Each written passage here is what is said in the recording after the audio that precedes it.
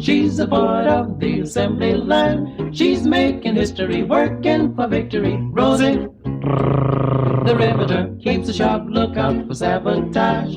Sitting up there on the fuselage, that little frill can do more than a male can do. Rosie, the riveter. Rosie's got a boyfriend, Charlie. Charlie, he's a Marine. Rosie is protecting Charlie, working overtime on the riveting machine. When they gave her a production need, she was as proud as a girl could be. There's something true about red, white, and blue about Rosie, the riveter.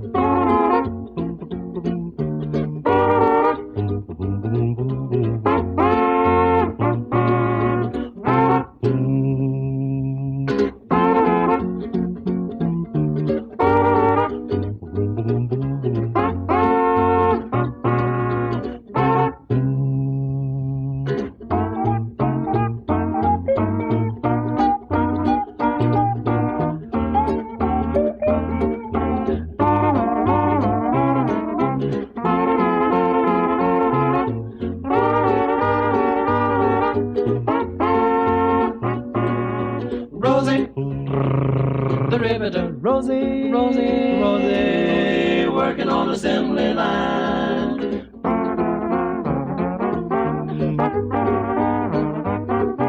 Rosie, Rosie, Rosie, the riveter, on the assembly line.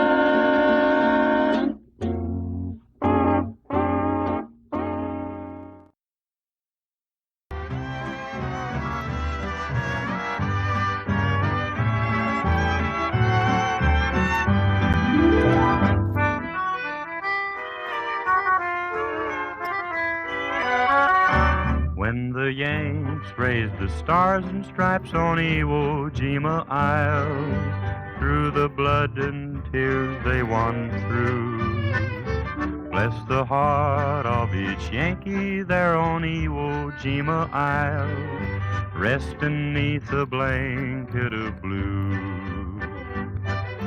High on the hill, Suribachi, flies Old Glory, and she always will. When the Yanks raised the stars and stripes on Iwo Jima Isle, there were tears in their hearts, though they smiled.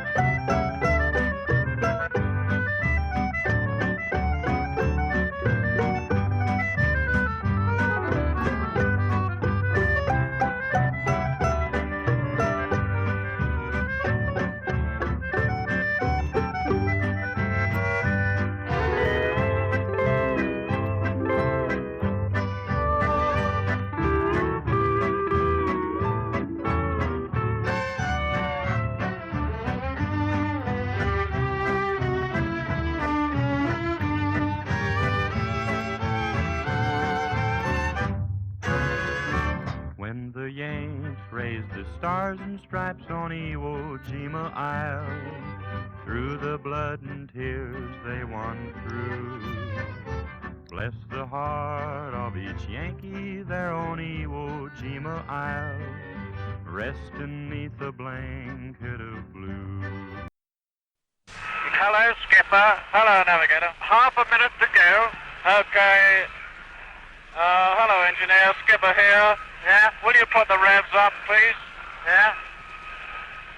Okay, keep weaving. A lot of searchlights and fighter flares, Skipper. Yeah, keep on. Okay, boys, okay. Pop doors open. The British West Indies, Central America, and South America. In a few moments, we shall hear His Majesty the King. Other was that the Nazi pilots were afraid to fly in weather.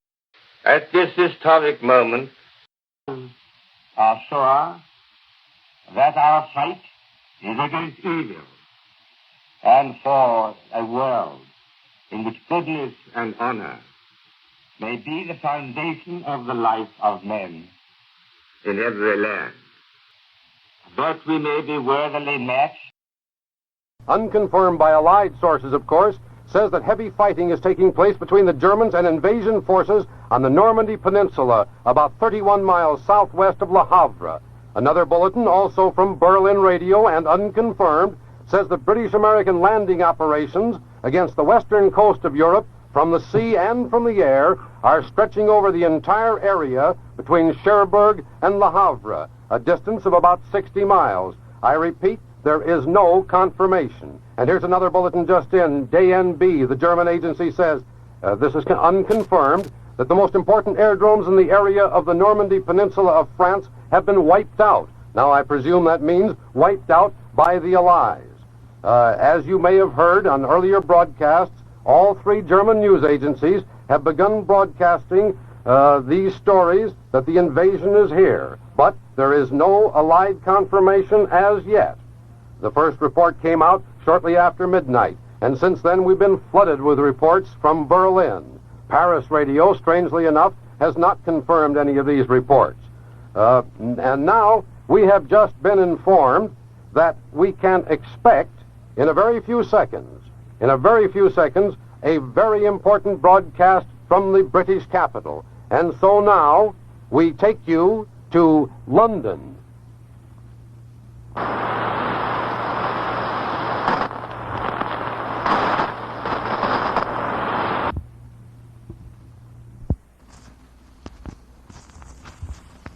Expeditionary Force.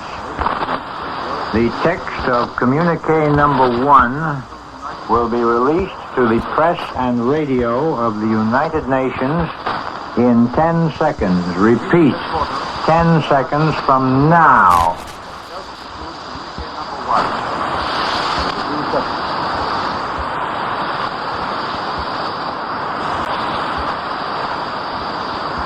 Under the command of General Eisenhower, Allied naval forces, supported by strong air forces, began landing Allied armies this morning on the northern coast of France.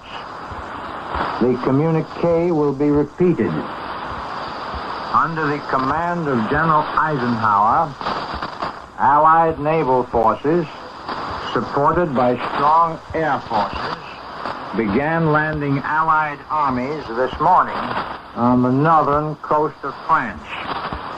This ends the reading of communique number 1 from Supreme Headquarters, Allied Expeditionary Force.